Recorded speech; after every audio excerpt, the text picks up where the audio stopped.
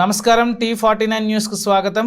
జగన్మోహన్ రెడ్డి ప్రజా సంపదతో ఏర్పాటు చేసిన అధికార వేదికపై రాజ్యాంగ స్ఫూర్తికి విరుద్ధంగా ప్రతిపక్ష పార్టీల నాయకులను విమర్శించడం ఎంతవరకు సబబు అని అనంతపురం జిల్లా జనసేన ఉపాధ్యక్షులు లాయర్ కుంటుమద్ది జయరామరెడ్డి ప్రశ్నించారు. తాడేపల్లిలో మీరు ఇల్లు కట్టుకునే వరకు మీరున్నది హైదరాబాద్లో కాదా? అప్పుడు మీరు లోకలా నాన్ లోకలా? గురిగింజ తన నలుపు ఎరగదు అన్నట్టు మీ కథ. జనసేన అధ్యక్షులు శ్రీ పవన్ కళ్యాణ్ గర్వంగా చెప్పగలడు, నేను యాక్టర్ని అని. కేవలం సినిమాల్లో మాత్రమే యాక్టింగ్ చేస్తాడు. జై ఆంధ్ర, భారత మాతాకి జై. నిన్నటి రోజున ఆంధ్రప్రదేశ్ ముఖ్యమంత్రి జగన్మోహన్ రెడ్డి గారు ఉద్దానంలో కిడ్నీ వ్యాధిగ్రస్తుల సభలో రాజ్యాంగ స్ఫూర్తికి విరుద్ధంగా ప్రతిపక్షాలను విమర్శించడం ఎంతవరకు సబబు? అయ్యా జగన్మోహన్ రెడ్డి గారు, నీకు సూటిగా తెలియజేస్తున్నాం, నీవు ఏదన్నా రాజకీయ కోణంలో మాట్లాడాలంటే ఖచ్చితంగా నీ పార్టీ తరఫున వేదికను ఏర్పాటు చేసుకొని రాజకీయ పక్షాలుగా ఇతర పక్షాలన్నింటినీ నువ్వు విమర్శించు.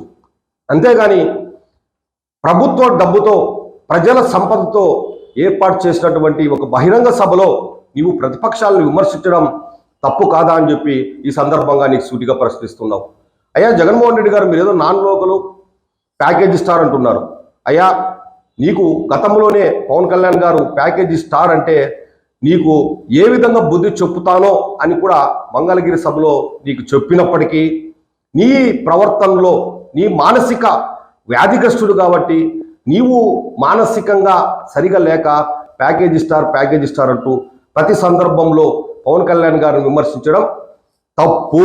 నువ్వు ఇప్పటికైనా తెలుసుకొని నువ్వు ఏం చేశావో ప్రజలకు వివరించి ప్రజాస్వామ్యంలో మళ్ళా వచ్చిన ఎన్నికల్లో గెలువు. కానీ కేవలం పవన్ కళ్యాణ్ గారిని విమర్శించి గెలుస్తారనుకుంటే కేవలం అది నీ దురాభిప్రాయం అవుతుంది, దురుద్దేశం అవుతుంది. దీన్ని ప్రజలు స్పష్టంగా ఇప్పటికే అర్థం చేసుకున్నారు. నీవు పదే పదే ఇట్లాంటి తప్పుడు ఆరోపణలు చేయొద్దని చెప్పి మేము జనసేన పార్టీ తరఫున నీకు తెలియజేస్తున్నాం. ఇంకా ఏదో నువ్వు నాన్ లోకల్ అంటున్నావు. అయ్యా జగన్మోహన్ రెడ్డి 2018 దాకా నువ్వు తాడేపల్లిలో ఒక గృహాన్ని చేసుకునే దాకా నీవు ఆంధ్రప్రదేశ్కు లోకలా నాన్ లోకలా? ఒకవేళ సరే వీళ్ళందరూ నాన్ లోకల్ అయితే నీవు గతంలో కూడా నాన్ లోకల్వే కదా ఎన్నికల ముందని చెప్పి ఈ సందర్భంగా నీకు తెలియజేస్తున్నాం. ఇంకా నువ్వు యాక్టర్ అంటున్నావు. అయ్యా పవన్ కళ్యాణ్ గారు వృత్తిరీత్యా యాక్టరు. తను ఎందుకంటే ఈరోజు రైతులకు విపత్తులు వచ్చినప్పుడు కావచ్చు, రైతులకు ఈరోజు కరువు రైతులకు కావచ్చు, ఆయన యాక్టింగ్ చేసి సినిమాలో వచ్చే డబ్బుతో ప్రజల్ని ఆదుకుంటున్నాడు. తన బతుకు తెరువు కూడా యాక్టింగ్తో ముడిపడి ఉందని పవన్ కళ్యాణ్ గారు స్పష్టంగా గర్వంగా చెప్తున్నాడు. ఈయాగట్ల జీవితంలో యాక్టింగ్ చేయట్లేదు. ప్రజలను నమ్మించి అన్ని పక్షాలను నమ్మించి 2019 ముందు ఎలక్షన్స్లో నీవు గెలిచి ఈరోజు నువ్వు వేల కోట్ల ప్రజా సంపదను దుర్వినియోగం చేస్తూ నీ బినామీ కంపెనీతో దోచుకుంటూ యాక్టింగ్ చేసుకుంటూ ప్రజల ముందర నీవు ఏదో చెప్తుంటావు ఎప్పుడు పెత్తందారులకు అని చెప్పి. ఇట్లాంటి యాక్టింగ్స్ అన్ని పెత్తందారులని, లేకపోతే నేను అమాయకుందని, నాకు ఏమీ తెలియదని చెప్తుంటావు.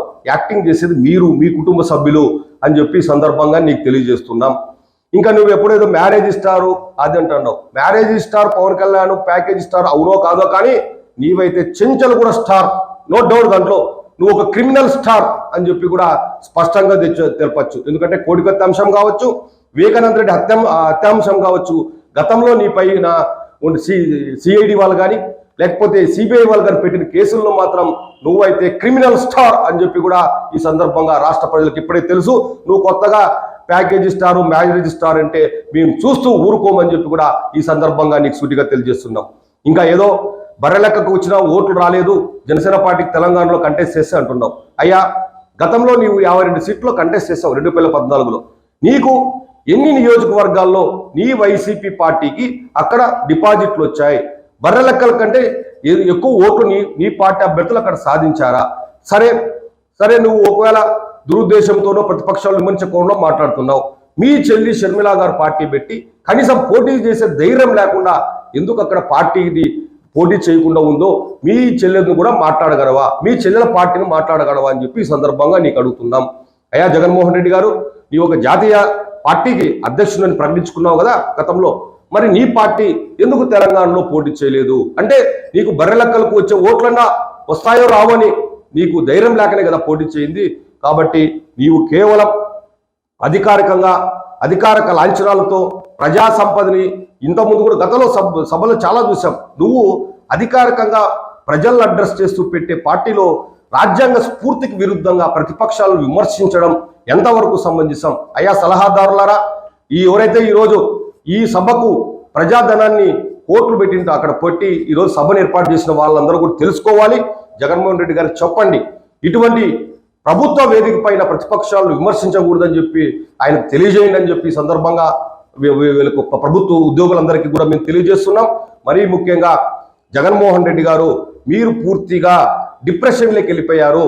ఈరోజు జనసేన టీడీపీ ప్రభుత్వం రాబోతుంది, మీరు ఏం చేయాలో అర్థం కాక ఈరోజు అయోమయ పరిస్థితుల్లో మీ పార్టీని రక్షించుకోలేక మీరు ఫ్రస్ట్రేషన్స్తో ఈ మాటలు మాట్లాడుతున్నారని మాకు స్పష్టంగా అర్థమైంది.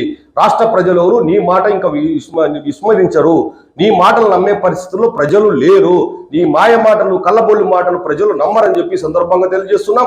ఇప్పటికైనా నీవు బుద్ధి తెచ్చుకొని నీవు ఏం చేశావో ఈ 4.5 సంవత్సరంలో ప్రజలకు వివరించి ఎన్నికలకు రా. ప్రతిపక్షాలు విమర్శించో, పవన్ కళ్యాణ్ గారిని విమర్శించో, నువ్వు ఎన్నికలకు వస్తే నీకు ఉపయోగం లేదని చెప్పి తెలియజేస్తున్నాం. జై హింద్, జై జనసేన, భారత్ మాతాకి జై.